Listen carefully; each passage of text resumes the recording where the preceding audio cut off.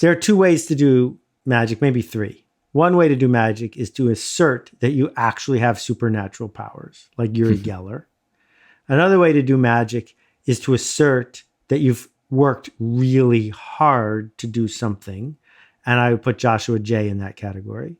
And the third way to do magic is to tell people you're doing a trick and then eventually relieve the tension by teaching them the trick. What I meant by dust, magic dust, is I don't have to be in the room for people to change. I don't have to have a conversation with you. That if I can put you in the room with someone else and you both have a conversation, it's quite likely a change will happen. So by me not scaling, I mean, I wasn't given any magical talent here. I have just done a bunch of tricks and I'm happy to teach people how I do them. In that way, you're different than a lot of magicians, although there seems to be a trend more towards what you're talking about, even within the magic community. I know for myself and a lot of my friends and colleagues in magic of my generation, I was like kind of the end of the pre-digital revolution. Sure. I was right at the cusp of that change, and so one of the things that the internet did was it changed the game for magicians because, right.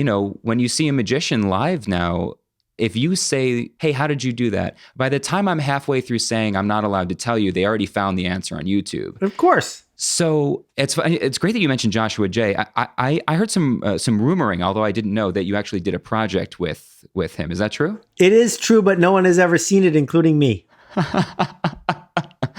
Oh, that's so mysterious. So I went to see him a week and a half ago in his little show. Joshua J is an artful magician who, at the time of this conversation, is currently running his show 6 Impossible Things in New York. It's a very big show, but only 24 people get to see it. Right. And at the end of the show, he came over and thanked me for the project we did together.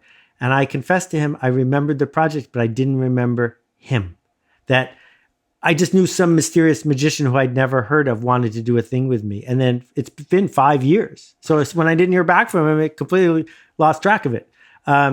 His show is fascinating because, well, okay, I don't want to go too deep into the whole magic thing, but I had dinner 2 months ago with somebody who lives next door to Harrison Ford. And he was in the room when Harrison Ford and David Blaine did the trick with the orange. Mm-hmm. Why does David Blaine need to do the trick with Harrison Ford?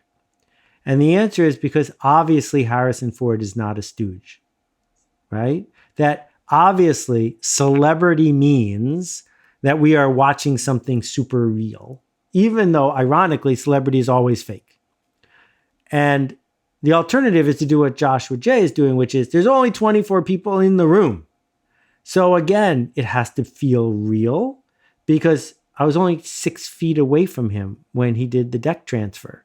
And I didn't see any signs of trouble. It was magic. So yeah, magicians have to do a different thing now. And the thing they can't do is no one knows how I did it. I had no idea when I originally discovered your work, obviously, that you were, and which is when I was still a full-time magician before the kind of career pivot that I made over the last few years. And then I picked up, and we're going to, I'm sure, get plenty into this as marketing. And I was so excited that 6 pages in, you have a whole case study mention about penguin magic, which is, I remember the day penguin magic hit the internet, and I'll never forget the change for magicians. And I realized that, wow, it's been a long time since I've gone to or bought anything from Penguin Magic. Why haven't I been there in a while? And you nailed the reason in the book. Can you take us through that? Because this moves us back into marketing. Okay. So, well, we've been talking about marketing the whole time. But anyway, Achar figured out that there's 2 kinds of people who buy magic tricks. There are professionals and there are amateurs. And professionals only need 15 tricks because you're doing it to a new crowd every night. So you got your 15 tricks and that's it.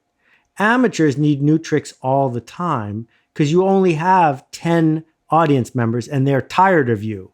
So you've got to go get more stuff. So he made the intelligent decision to create a place where the people who are going to buy a trick a week will buy their trick a week. How do you get them to buy it? Well, it's pretty cool. The videos are really well made.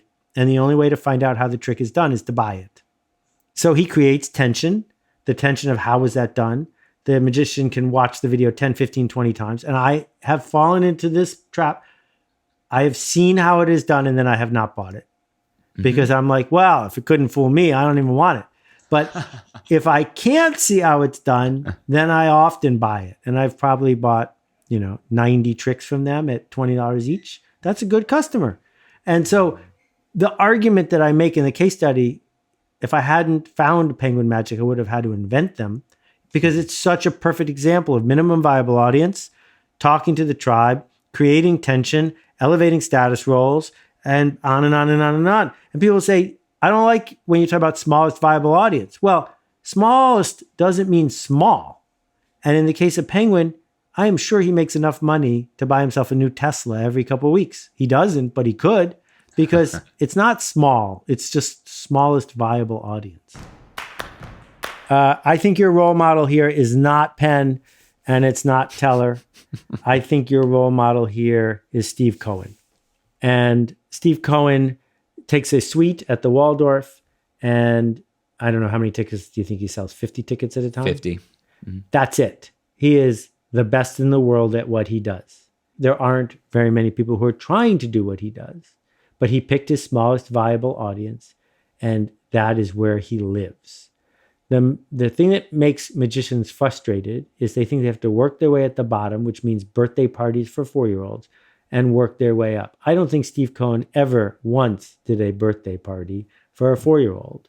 You begin with the group you want to begin with. There are people I know who only do magic at trade shows. They make $200,000 a year. They have to deal with people who are walking by when they're working, but they get to do their work. And so you need to be very specific, not about the kind of tricks you do, no one cares, but about the kind of person you do them for and the kind of change you seek to make.